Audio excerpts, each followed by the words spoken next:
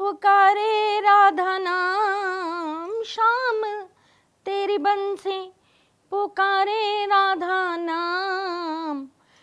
मीरा का भी श्याम वो तो राधा का भी श्याम। एक बात बताओ सारथी, ये इतनी पसंद बांसुरी जिसको बजाते बजाते श्री कृष्ण सारी गोपियों को मोह लेते थे, बांसुरी उन्हें अत्यंत प्रिय थी, फिर क्यों श्री कृष्ण ने उस बांसुरी को राधा के बाद त्याग दिया? क्यों कान्हा से कृष्ण बनते ही कृष्ण ने अपनी बांसुरी का साथ छोड़ दिया? बताओ ना, मुझे जानना है, मैं जानना चाहती हूँ, ऐसा क्यों किया? बहुत सारी चीज़ों पे मुझे आजमाने आती हो, पर कोई बात नहीं, मैं हर प्रश्न के लिए तैयार बैठी हूँ। हाँ, ये सच है सखी कि राधा जी को छोड़ने के बाद कृष्ण ने कभी भी बांसुरी नहीं बजाई। बहुत कम लोग ये बात जानते हैं, पर ये उनके जीवन का एक बहुत बड़ा सत्य था। संगीत प्रेम से ही तो उत्पन्न होता है। हम जीवन में जब प्रेम से विहीन हो जाते हैं, प्रेम के बिना हो जाते हैं, तो कहीं ना कहीं हमारे जीवन के अंदर के तरंग, हमारे अंदर के सुर स्वयं ही समाप्त हो जाते हैं। सबसे प्रिय थी श्री कृष्ण को बांसुरी। वो जब भी अपने आप के साथ बैठते थे वो बांसुरी बजाते थे, और इतनी मधुर बांसुरी बजाते थे कि उनकी बांसुरी की धुन पर मोहित होकर सारी गोपियाँ उनके इर्द गिर्द नाचने लगती थीं। राधा जी को भी उनकी बांसुरी से अत्यंत प्रेम था। राधा से बिछड़ते वक्त कृष्ण ने अपनी बांसुरी राधा जी को दे दी थी। अपने प्रेम का प्रतीक राधा जी को दे दिया था और कहा था कि इस बांसुरी के रूप में मैं हमेशा तुम्हारे पास रहूँगा राधे। कितना अमर प्रेम, कितना गहरा प्रेम, जिस प्रेम में त्याग भी था, बलिदान भी था, वियोग भी था, अपनापन भी था। ऐसा कहा जाता है कि 16 साल की उम्र के बाद राधा जी कभी भी कृष्ण जी से मिली नहीं। फिर भी देखिए ना, कितना संयम, कितना धैर्य कि राधा ने कृष्ण के नाम पर अपना पूरा जीवन समर्पित कर दिया। कितनी गहराई रही होगी इस प्रेम में। आसान है क्या ये प्रेम करना? बोलो सखी, आसान है ये प्रेम करना कि आप किसी के प्रेम के लिए पूरी ज़िंदगी इंतज़ार करते रहो और वो आपको मिले भी ना? आप गुनगुना रही थी ना सखी कि राधा का भी श्याम वो तो मीरा का भी श्याम। हाँ, यही प्रेम मीरा के अंदर भी तो था। बस मीरा को उन्हें देखने की आस थी, राधा को उनको देखने की आस भी खत्म हो चुकी थी। ये प्रेम बहुत अलग अलग भावों में दिखाई देता है। ये प्रेम हमें हर रूप में, हर रंग में बस खुश रहना सिखाता है। ये प्रेम अपने प्रेमी के साथ आत्मा से जुड़ना सिखाता है। ये प्रेम हमें जीवन के सारे संघर्षों के बावजूद भी किसी एक के लिए मुस्कुराना सिखाता है। उसके नाम मात्र से हमारा रोम रोम खिल जाए, वो है प्रेम। आप किसी के लिए अपना सब कुछ समर्पित कर दो, वो है प्रेम। आपके जीवन की सबसे प्रिय वस्तु भी अगर आप अपने प्रेम के लिए छोड़ दो, वो है सखी प्रेम। प्रेम वो है जो ना मिलन से होता है, ना एक होने से होता है। प्रेम तो वो है जो हृदय में सदा सर्वदा विराजमान रहता है। प्रेम आत्मा का है, प्रेम आपके अपने मन का है। प्रेम इतना इतना इतना पावन और पवित्र है कि स्वयं ईश्वर भी उसे पाने के लिए धरती पर बार बार आ जाते हैं। समझी सखी? मिल गया जवाब कि क्यों कृष्ण ने अपनी बांसुरी राधा माँ को दे दी और क्यों कृष्ण ने अपने आगे का सफ़र बांसुरी के बिना किया। जब प्रेम ही नहीं तो सुर कैसा, शरीर में आत्मा ही नहीं तो वो इंसान कैसा। बस इसीलिए अपनी आत्मा बांसुरी के रूप में श्री कृष्ण ने राधा जी को दे दी थी। सच में सारथी, प्रेम इतना आसान नहीं होता। आपने ये बांसुरी का उदाहरण देकर तो सच में ये साबित कर दिया कि प्रेम में कितना बड़ा त्याग होता है। चलो मैं तो चली, अब आप संभालिए अपनी सारथी को और जानिए बांसुरी के अचूक उपाय जो आप कर सकते हैं जन्माष्टमी की रात्रि और बाद में भी। श्री कृष्ण की प्रिय बांसुरी कैसे आपकी किस्मत बदल सकती है, ये बताने का कार्य अब आपकी सारथी करेगी। तो आपकी सारथी आपके हवाले, और ये सखी चली अपने ठाकुर जी के पास। जय श्री कृष्ण।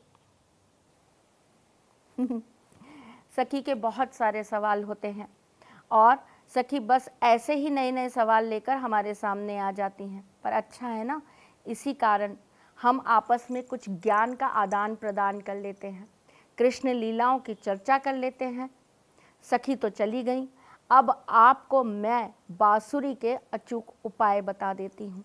तो चलिए भाई, उठा लीजिए कॉपी पेन और लिख लीजिए कि बांसुरी से कैसे आप अपने बच्चे के जीवन में एकाग्रता ला सकते हैं, बांसुरी से कैसे आप श्री कृष्ण का आशीर्वाद प्राप्त कर सकते हैं, और बांसुरी से कैसे आप अपने घर के वास्तु दोषों से निवारण पा सकते हैं।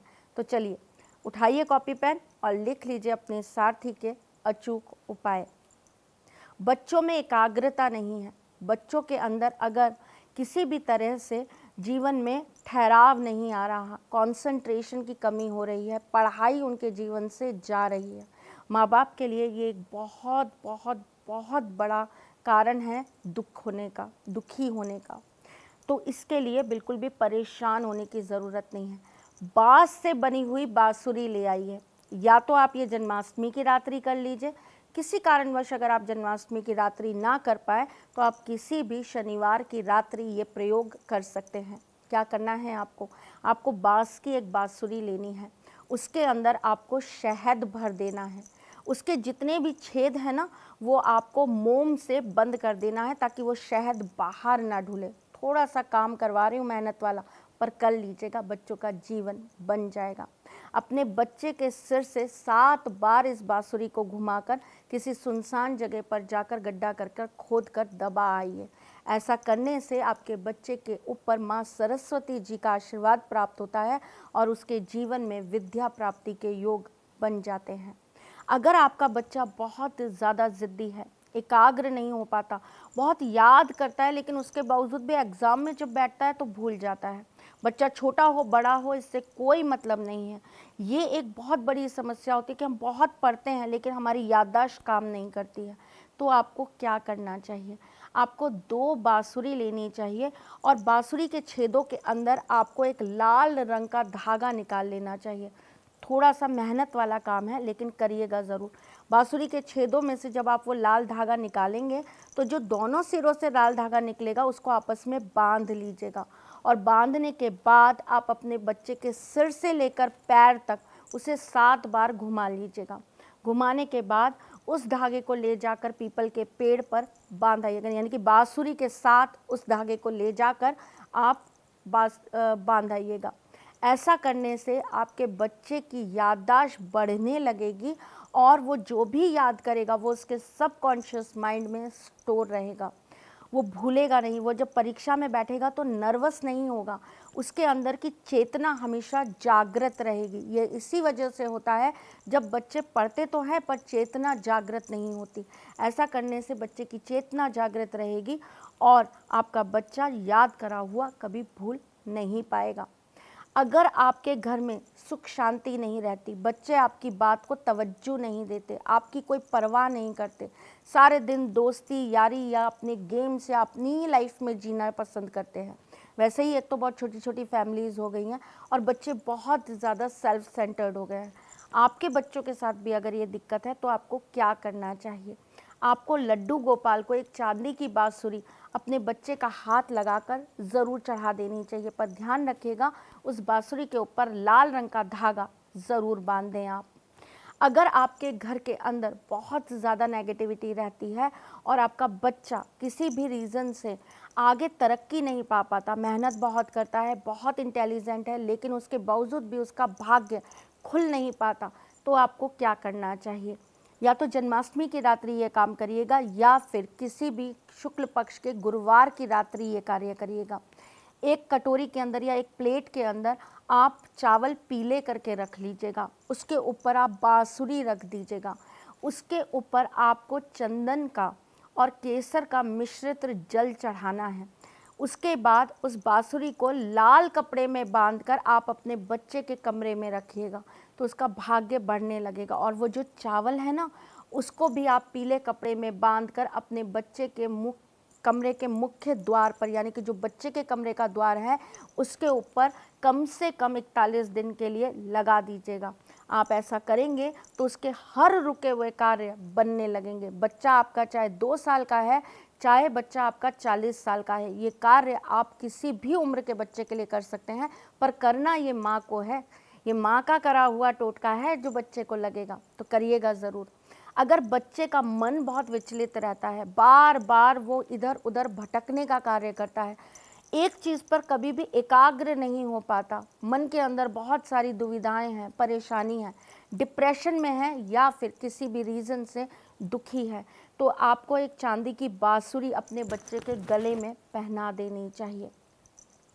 बांसुरी का एक बहुत और अच्छा आपको प्रयोग बताती हूँ। अगर आपके बच्चे के जीवन के अंदर कहीं कष्ट बहुत बढ़ रहे हैं, दुर्भाग्य बढ़ रहा है, पितृ दोष है या कोई ऐसा दोष है जो आपके वंश से चला आ रहा है, चाहे वो रोगों को लेके हो, चाहे आयु को लेके हो, चाहे उसके भाग्य को लेकर हो, तो आपको एकादशी वाले दिन श्री कृष्ण के मंदिर में जाकर उनकी प्रतिमा के लिए, जो उनकी वहाँ पर मूर्ति हो, उसके लिए एक बांसुरी ज़रूर चढ़ानी चाहिए। आपका बच्चा साथ ये काम कर दे तो बहुत अच्छी बात है, पर आपको ये रिपीट करना पड़ेगा।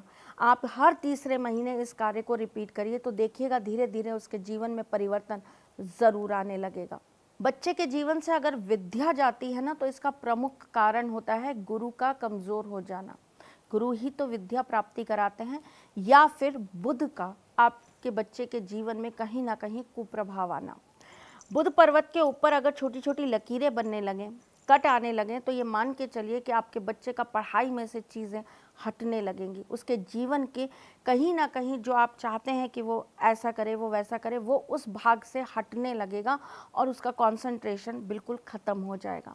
अगर ये समस्या आपको दिखाई देती है तो आपको अपने बच्चे से गाय की, गुरु की या फिर किसी मंदिर की सेवा ज़रूर करानी चाहिए। देखिए, गुरु अगर आप किसी मनुष्य रूप में किसी गुरु की सेवा करा सकते हैं, बहुत अच्छा है, नहीं तो कृष्ण तो जगत गुरु हैं ही हैं, आप कृष्ण जी की पूजा उससे ज़रूर करवाइए।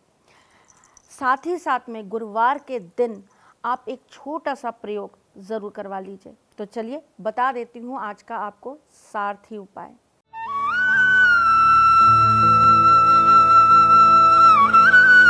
आज का सारथी उपाय क्या करना है आपको, या तो जन्माष्टमी की रात्रि ये कार्य करिएगा, नहीं तो किसी भी कृष्ण पक्ष के गुरुवार को या अष्टमी को आप ये कार्य कर सकते हैं। क्या करना है, आपको एक बांसुरी लेनी है और आपको एक पीला धागा लेना है।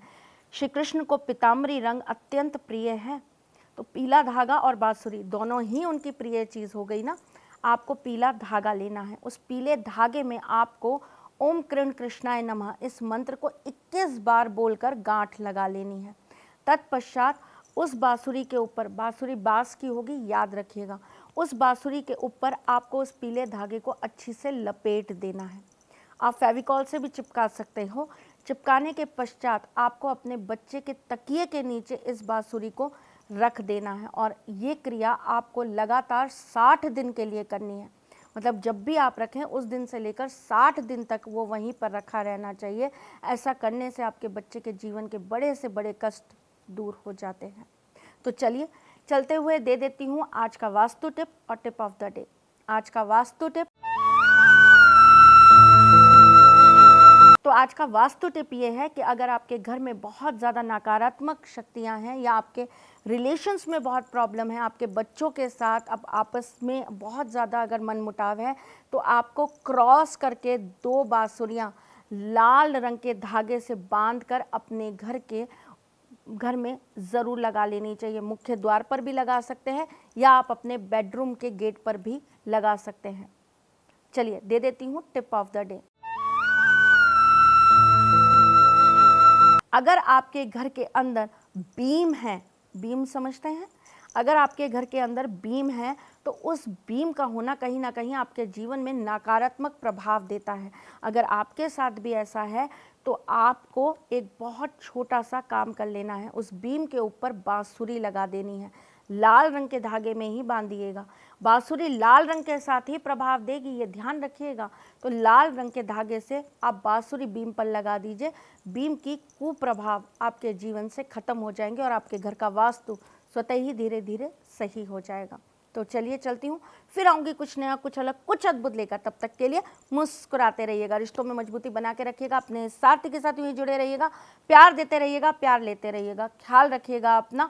और सुनिए, आप चाहें तो अच्छे अच्छे टिप्स के लिए मेरे फेसबुक और इंस्टाग्राम पेज को भी ज्वाइन कर सकते हैं। आप अपने इस चैनल को लाइक, शेयर और कमेंट करना बिल्कुल भी मत भूलिएगा।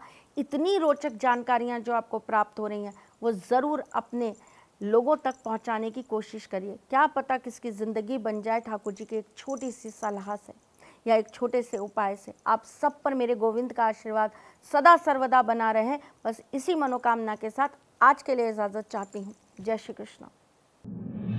सारथी मां त्रिशला ज्योतिष के क्षेत्र में विश्वविख्यात नाम है। ज्योतिष शास्त्र में पीएचडी मां त्रिशला पिछले 22 वर्षों से ज्योतिष की सभी परंपरागत विधाओं के साथ साथ अनेक दुर्लभ गुण विधाओं जैसे परछाई एवं नव्स के अध्ययन से अपनी सटीक भविष्यवाणी और पूर्वानुमान के लिए विख्यात हैं। अपने उपायों द्वारा लाखों लोगों का जीवन संवार चुकी मां त्रिशला लगातार 2016 से ज्योतिष विभूषण अवार्ड प्राप्त कर रही हैं। साल 2018 में उन्हें उत्तराखंड के मुख्यमंत्री त्रिवेंद्र सिंह रावत ने ज्योतिष विभूषण अवार्ड से सम्मानित किया था और साल 2016 में उन्हें राजस्थान में बेस्ट एस्ट्रोलॉजर के अवार्ड से नवाजा जा चुका है।